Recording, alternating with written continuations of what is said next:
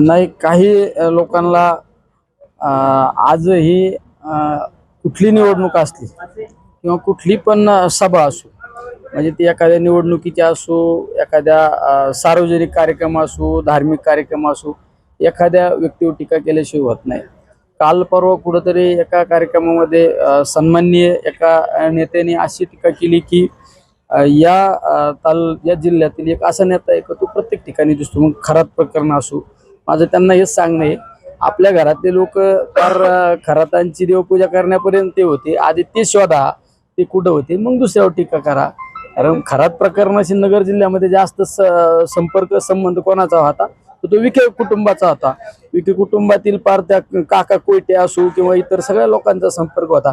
हेच ते विसरले याचा अर्थ असा आहे. त्यामुळे माझी आपल्याद्वारे त्यांना विनंती या आधी घरातले लोक कुठल्या कुठल्या फोटोत हे तेच चेक करा, मग टीका करा.